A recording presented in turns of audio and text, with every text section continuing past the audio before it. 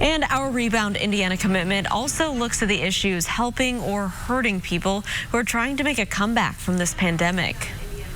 And Lauren knew this morning kids in Indianapolis, some of them unable to connect to their virtual classroom through no fault of their own. Whoa, yeah, bird. Kiymani Russell is a big sister and a budding artist. Listen to the 9-year-old's philosophy on the meaning of art, her favorite subject. Even if, you don't try to make the art beautiful, it turns out beautiful. And even if you do mess up, it's still beautiful. I think you're beautiful.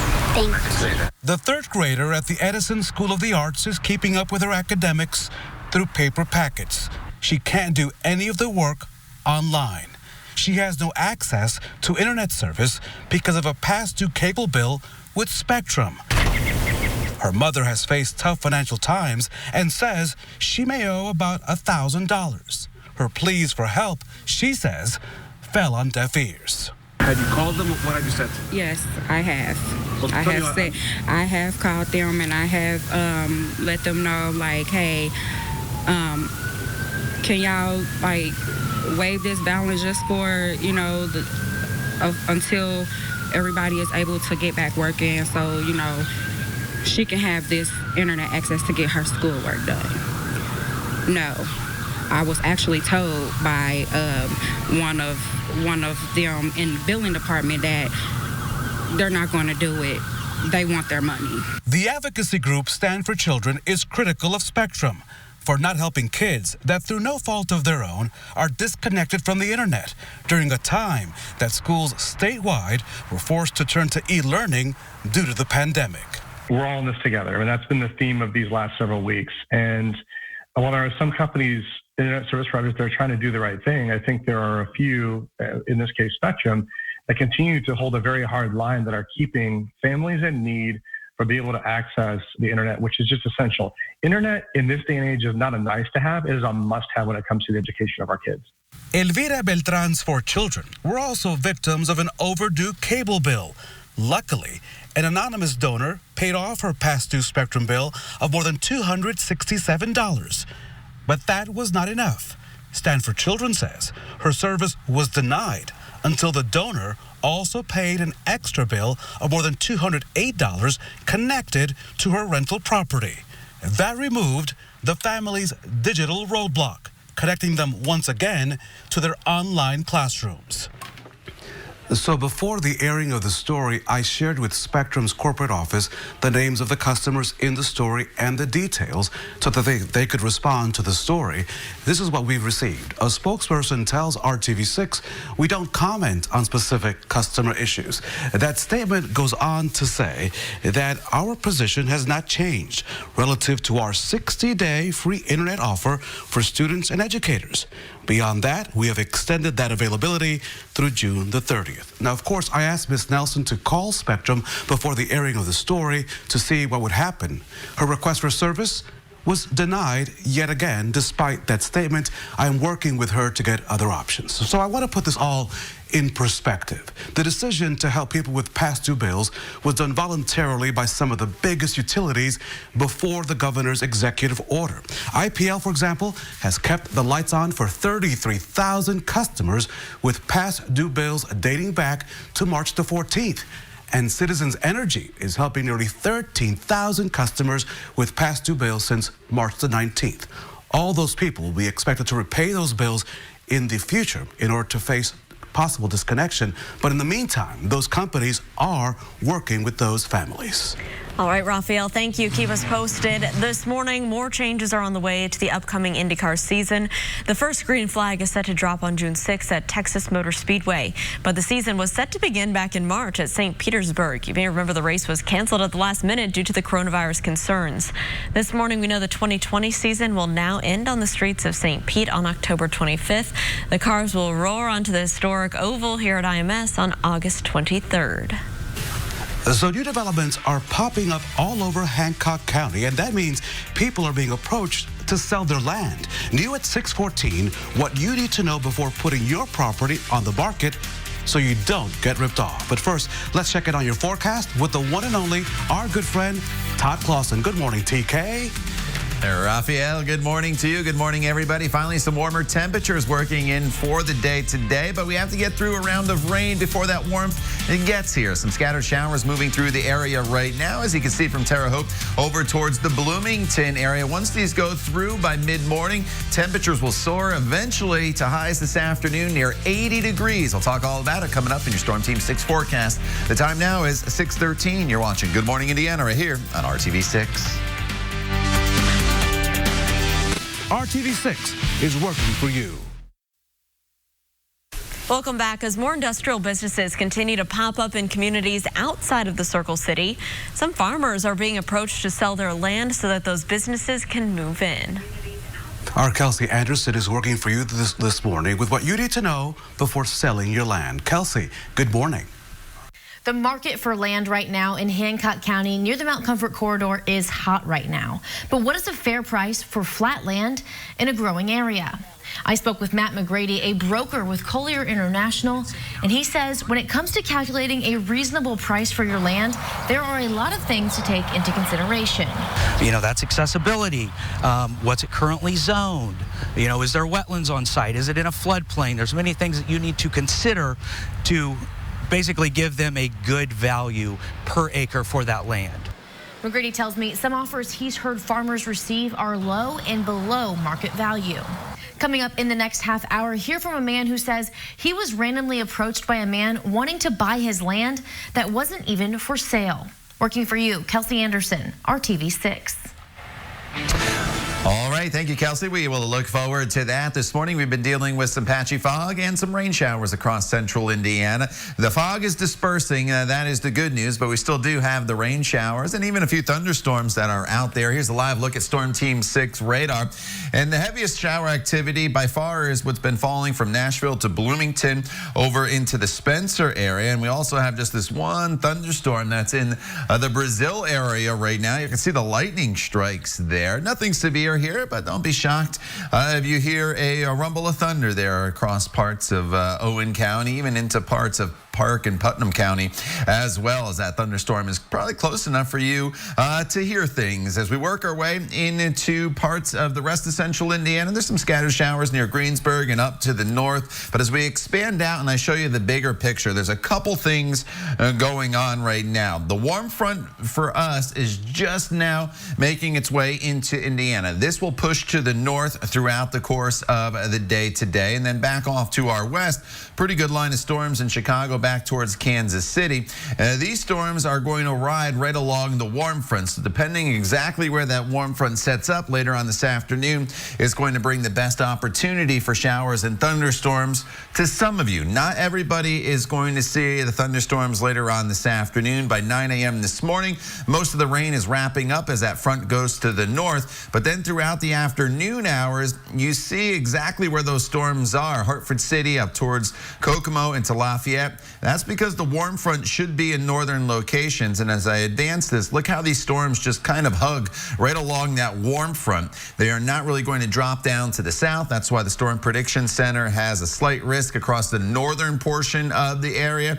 I would probably even slide this slight risk even a little further to the north. I think from Indianapolis to the south, you really don't have to worry about the storms later on today. So there's a lot of dry hours for a lot of us today. So it's definitely not a washout. On this Thursday, you'll have the opportunity to get out and about to enjoy the warmth. The main threat would be some damaging wind with those storms within the slight risk that I just showed you.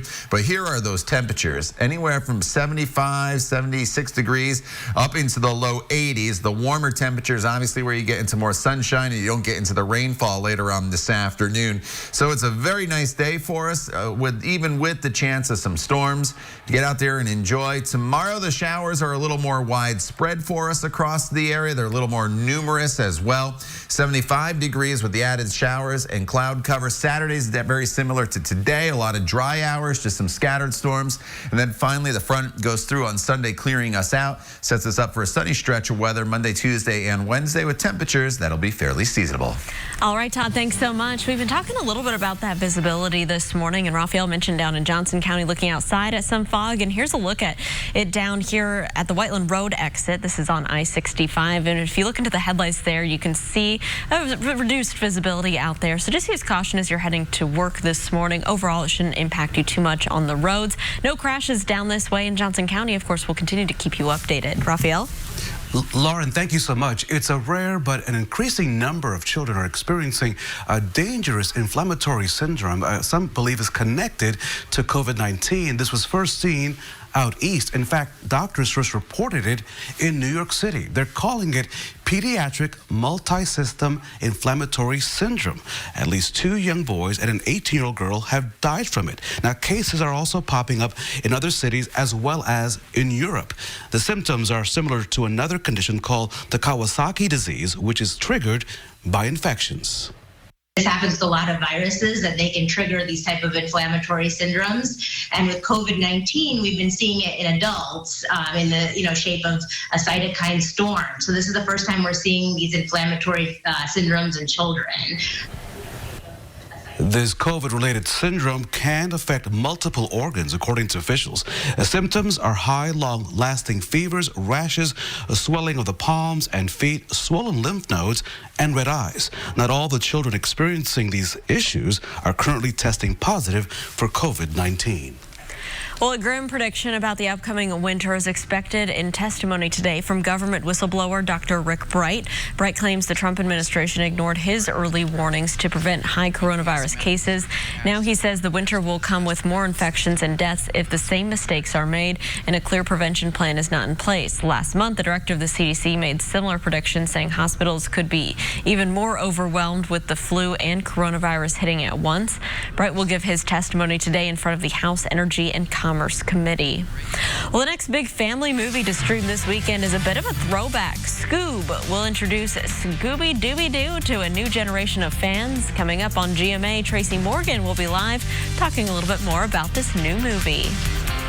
Scooby-Doo is back. Did you know that 738,000 Hoosiers have diabetes? RTV6 is a proud partner for this year's American Diabetes Association's Indiana Tour de Cure. And this year, it's going virtual on June the 6th. Today, we encourage you to get active. It's going to be a nice day this afternoon by walking, running, or cycling. A good morning to Edinburgh, Ellettsville, and Elwood. You're watching Good Morning Indiana right here on RTV6. Apply online today. Welcome back. The time right now is 6:25. Raphael, it's time to talk about what's trending at 6.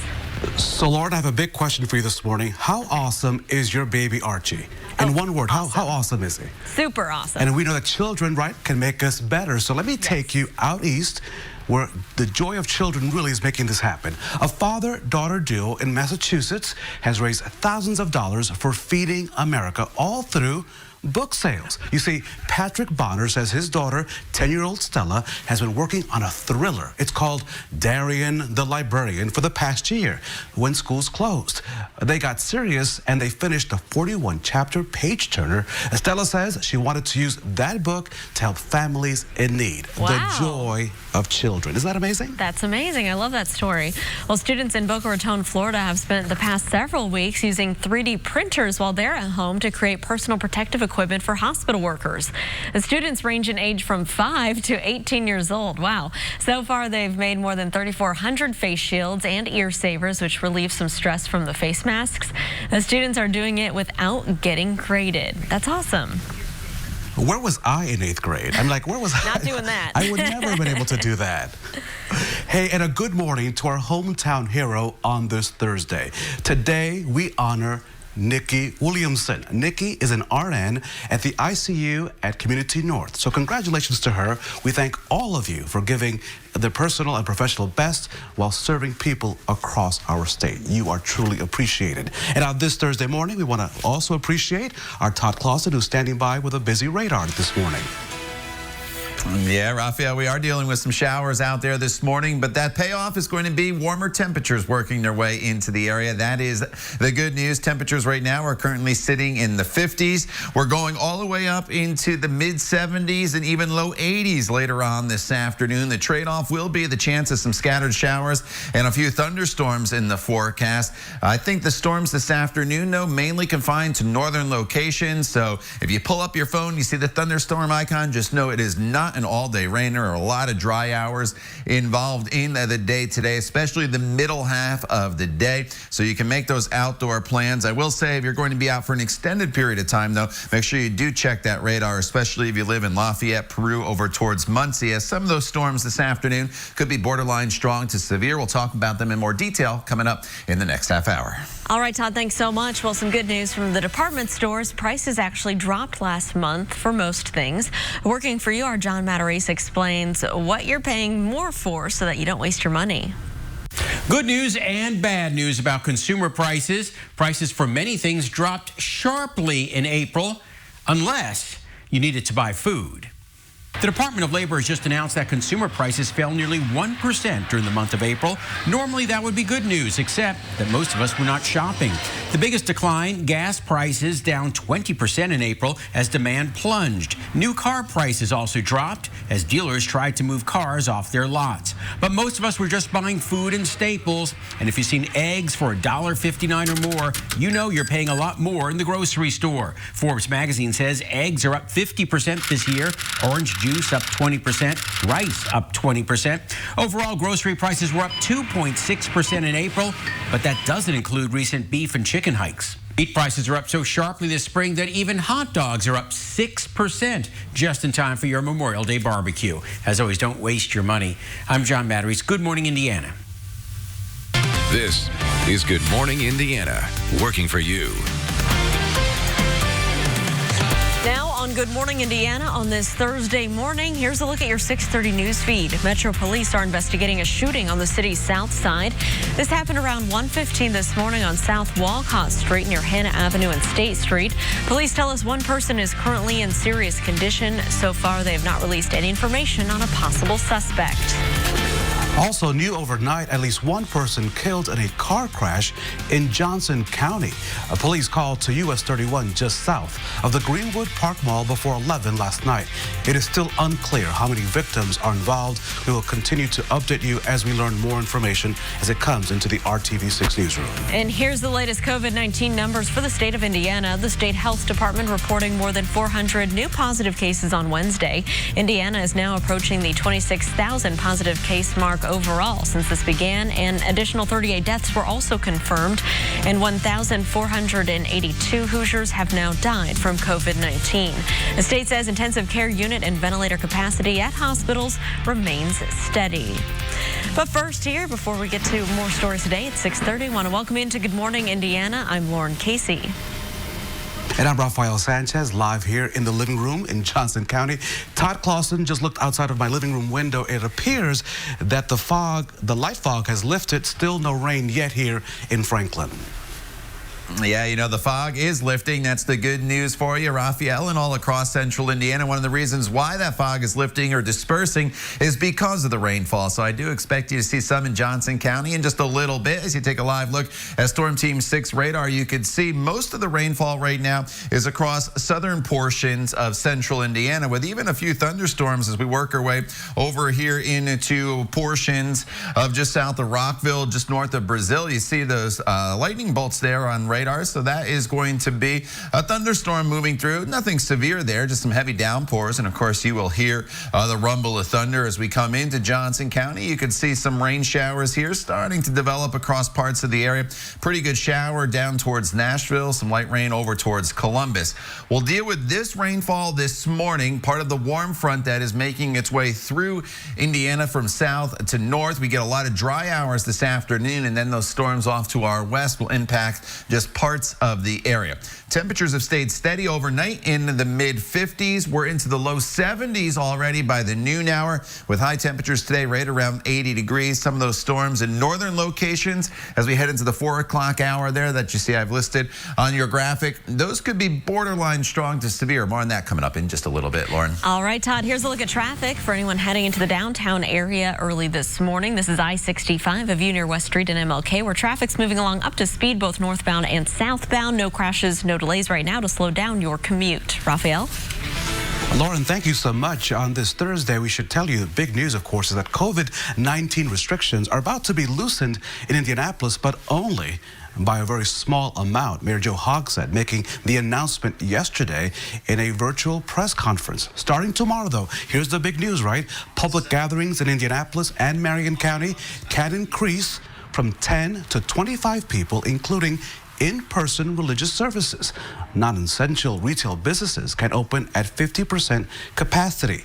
Malls can also reopen with restrictions on capacity and food service, but other portions of Governor Holcomb's Phase 2 reopening, which many other parts of the state are already in, will have to wait. I know that these delays will be frustrating to some, but I assure you that we are making these decisions in an effort not just to reduce the prevalence of COVID-19 in our community now, but also reduce the likelihood that it returns in the future and forces stricter restrictions all over again. So that's what's happening tomorrow, Friday. And then a week from tomorrow, May the 22nd, in-person dining will be allowed, but only at restaurants with outdoor seating. Non-essential industrial and manufacturing operations will not open yet, and neither will hair and nail salons, barbershops, gyms, or other personal services. The mayor did not release a timeline yet for the remaining phases of opening the city's economy. He says that will depend on whether the county's COVID-19 numbers continue to go down. And as Raphael told you, you won't be able to eat inside at a restaurant here in Marion County for at least the rest of May. And some restaurant owners are not happy about that. Our Alyssa Donovan is joining us live this morning with more from a business owner who wants more answers. Alyssa. That's right. Good morning, Lauren. By the time Indianapolis restaurants are able to reopen their dining rooms, they will have been closed for more than 2 months, which is a hard hit for these small business owners. We spoke with one business owner, Mina Hawkins, who owns Weebly's Bar and Grill. She says that she's worried about her business, and it's on the northeast side of the city. She doesn't have outdoor seating for customers. Starting on May 22nd, restaurants that have outdoor seating will be able to open at that 50% capacity. Indoor dining areas, though, will not be allowed to open until June 1st, which is still more than 2 weeks away. Hawkins notes that if someone does want to go sit and eat inside at a restaurant right now, they just have a short drive to get to where restrictions have already been lifted. 15 minutes to go to other county to eat and drink, come back in this county. So this is my opinion, is a lot of BS, Mayor. Hawkins, clearly frustrated with the situation, is concerned about losing her business after 40 years at the same location. The mayor says the city will be speeding up the issuance of permits so that restaurants can have more outdoor seating or add outdoor seating if they don't already have it. Now, if you are a restaurant owner and you want to provide some feedback to get the help that you need, you can go to the city's website. We have a link to that on our website, theindychannel.com. They are looking for feedback so that they can help business owners as they start this process. Reporting live, Alyssa Donovan, RTV6. All right, Alyssa, thank you so much. The time now is 6:36. For the first time, we're getting a look at how many Hoosiers have or may have had COVID-19. During Wednesday's state task force briefing, health officials discussed the preliminary results of a study that was done by IUPUI and the state health department. The testing included a random sampling of 4,600 people. Of those, 1.7% tested positive for COVID-19 and 1.8% tested positive for antibodies. Health leaders say this means among the general population, an estimated 186,000 Hoosiers either have or had the virus. The study also showed that COVID-19 is nearly 6 times more deadly than the flu. Health officials say the data reinforces the importance of social distancing and wearing masks, as nearly 45% of people who test positive negative show no symptoms. We are showing that our social distancing policies and wearing masks makes a difference. Whereas before in the United States, we never really had this kind of look at this. We didn't know what those social distancing things were going to do exactly. We thought they were going to make the impact that they did, and we've shown that. Well, the study also found that if you live with someone who's infected, you're 12 times more likely to become infected yourself. There will be 4 phases of the study, and phase 2 begins in early June. The time now is 6:37. An Indianapolis couple will remove their hero signs from their front yard. We've heard from you on social media about this story. I told you about it back on Monday, the story of Damon and Tina Turnmeyer.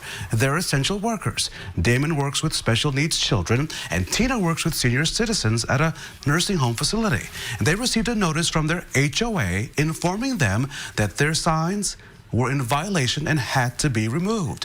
Today is the deadline.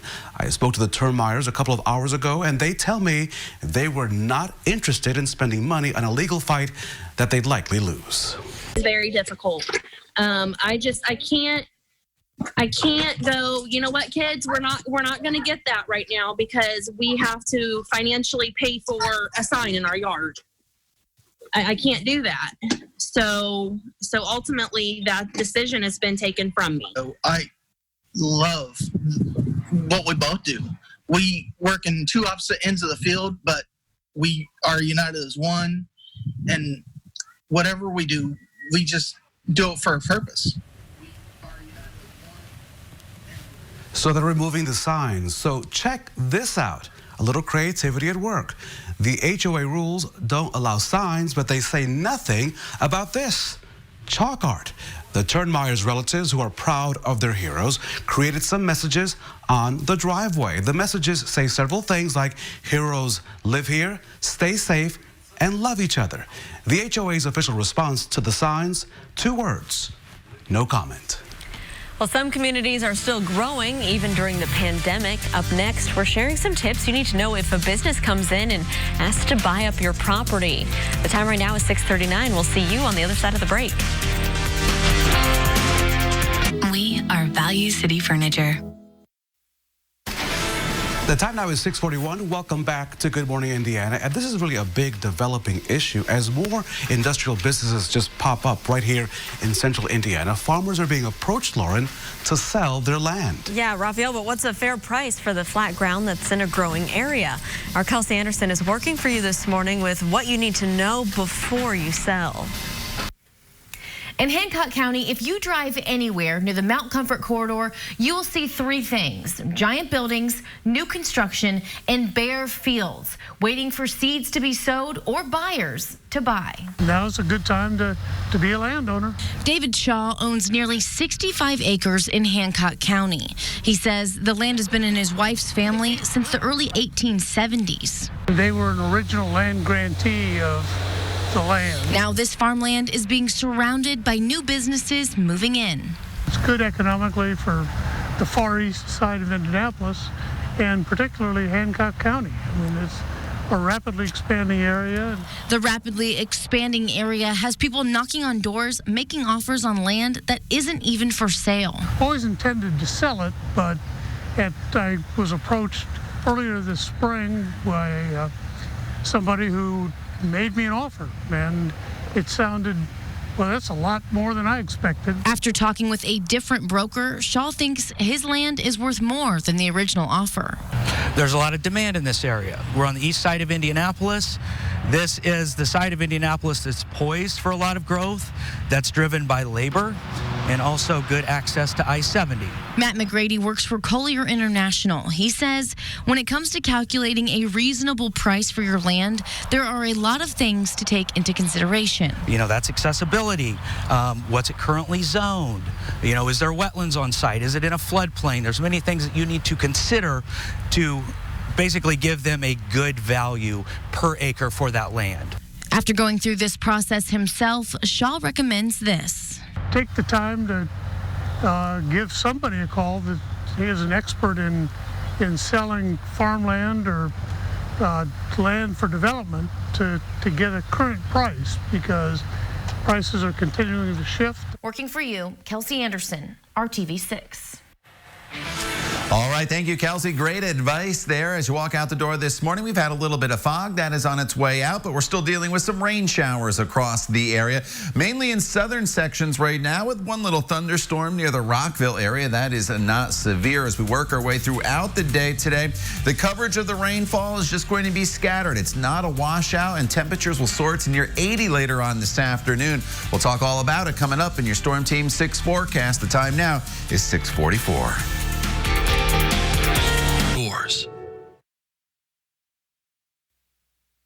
Welcome back. The mission of our Hiring Hoosiers initiative is to connect you to job opportunities, especially because the COVID-19 pandemic has left tens of thousands of people across our state without work. So this morning, let's see if we can make a job connection. Here's our Hiring Hoosiers job feed with all the jobs hiring right now. The U.S. Postal Service is hiring for a number of positions in and around Indianapolis. We have a link to apply for a job in this story on our website, hiringhoosiers.com. And one of our Hiring Hoosiers partners, Spherion, is looking for a financial operations business analyst consultant. That position is located right here, also in Indianapolis. Also right now, Raphael, Harlan Bakeries out in Avon has posted a total of 7 job openings. All of those positions are full-time. We have more employment opportunities posted right now on our Hiring Hoosiers job board. Companies post their open positions there every day with a link to the application process. To view the job board, you can just go to hiringhoosiers.com. And Lauren, we are also focused on some job openings out in Boone County as they are also hiring Hoosiers. The Boone County Economic Development Commission will hold a virtual job fair next Wednesday to connect people with jobs in the logistics and manufacturing areas. Boone County currently has more than 550 full-time positions in various industries. And that job fair will be next Wednesday, May the 20th at 10:30 in the morning. For more information on how to join, of course, go to our website, hiringhoosiers.com. And next Thursday, May 21st, the Department of Workforce Development will host a virtual job fair highlighting hundreds of temporary job openings with the U.S. Census Bureau. It's scheduled from 11 until noon. The jobs mostly involve going door to door collecting census data from residents. You can find a link to register right now at hiringhoosiers.com. It is 6:48. Let's toss things over to Todd for a look at our Thursday forecast. Hey, TK. Yeah, you know, it's a pretty good forecast for us here throughout the day, Lauren, despite the threat of some rain in the forecast. And the trade-off is the warm temperatures with this rainfall. So right now, we're dealing with some thunderstorms and showers making their way through the area. We'll give you a little bit of a closer look. There's some lightning near Bloomfield, some light rain near the Spencer area, and also some showers near Nashville and Columbus. The strongest storm we have out there right now is passing between Rockville and Greencastle with quite a bit of lightning and some very, very heavy rainfall. This, though, is not severe, though. That is the good news. This will be heading towards Bainbridge there in the intersection of US 36 and 231 over the course of the next few minutes. And to the north, there's some spotty showers as well. And this is all along the warm front that is finally making its way into central Indiana. A couple things going on. The warm front that I just mentioned is working its way through. We have the area of low pressure off to our west and then a trailing cold front. What's going to happen is this warm front is going to continue to move north throughout the day today, and then it's going to set up shop right across the northern portion of the state. So as the front is moving through central Indiana this morning, we'll maintain some spotty showers and a few spotty thunderstorms as well, but nothing severe. The middle half of the day is pretty dry for almost everybody. And this is when temperatures really start to soar up into the 75 to 80 degree range. And then throughout the evening hours, the storms are mainly going to be confined to northern Indiana, right along that warm front I was just talking about. So as I advance TrueCast throughout the evening hours, notice that the showers and storms just stay across the northern portion of the state. So Lafayette, Kokomo, Peru, Hartford City, Marion, even into the Muncie area, you'll have the chance of some storms. But look at here in southern portions of the area, it's completely clear. So storm chances will be possible across northern Indiana this afternoon. That's why the Storm Prediction Center has a slight risk there. The main threat would be damaging wind, very small threat of maybe some hail that will be possible as well. But look at these high temperatures, very welcomed across the area after the chilly start to this week. 75 to about 82 degrees, with the warmer temperatures being where there's a less likelihood of seeing showers and storms later on this afternoon. Tomorrow the showers are a little more numerous, a little bit cooler at 75 degrees. Saturday, very similar to today, a lot of dry hours, 78 to 80 degrees with some isolated storms, and then a wetter day again on Sunday. So that's the trade-off here, Raphael, for the warmer temperatures. We'll have to deal with some scattered showers and storms, but every one of those days, I do think there'll be an opportunity at some point to get out and about. Todd, we will welcome those warmer temperatures today. Thank you so much. Don't throw away those coupons. Up next, it's time for Throwback Thursday, and we meet a group of women who worked really hard as they put it to get cash from the trash. You're watching Good Morning Indiana right here on RTV6.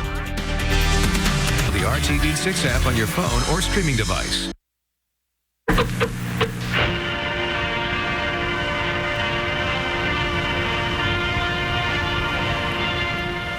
Well, welcome back. It is Throwback Thursday time, and Raphael, the days of clipping coupons is a thing of the past for some people.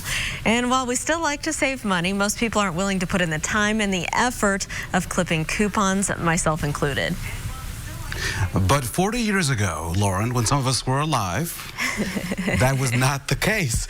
Channel 6 spoke to a group of women back in May of 1980 that did not mind the work of clipping those coupons. You see, Debbie, Jean, Dottie, and Faith were members of a shopper's circle right here in the Circle City. They gathered once a week to swap store coupons, refund forms, those box tops, and labels. In turn, they'd get back in the mail more coupons, merchandise, and sometimes cold hard cash. The practice was called refunding. The women told one of our favorites here at RTV6, Barbara Boyd, it was like getting cash from the trash. Once refunding is in your system, it's there to stay. I like refunding because I get money in the mail every day. We're all making money together, and it is fantastic. It's so much fun and profitable. Well, look, if you're interested in getting cash from your trash, perhaps couponing or refunding is for you. If you want to get involved, write the American Coupon Club, Department Inn, Box 1149, Great Neck, New York. These are the most enthusiastic women that I've seen in a long time, and they're having a lot of fun and making money doing it. Barbara Boyd, consumer reporter for the news, Channel 6. Now, we did some checking, and sadly, the American Coupon Club in Great Neck, New York is no longer in business. But of course, most people who use coupons now more than likely use an app. You can see this entire throwback story right now at our website, theindychannel.com/history. And Lauren, there is no shame in using coupons because really you're leaving cash on the table. But on this Thursday, since we're doing a throwback, I have to quote the great Barbara Boyd, who would always remind her audience to stay on top of the world. What a great message on a day like today. Yes, a great message, and we love seeing those throwback stories with Barbara Boyd. She's such a legend here at RTV6, and it's inspired me. Maybe I'll try and find some coupons online or something. I just don't have the patience for it. All right, as we are heading into our Thursday and you're heading out the door, Todd, what can we expect? So the spotty showers this morning, more this afternoon, and highs right around 80. All right, have a great day. We're back here throughout Good Morning America.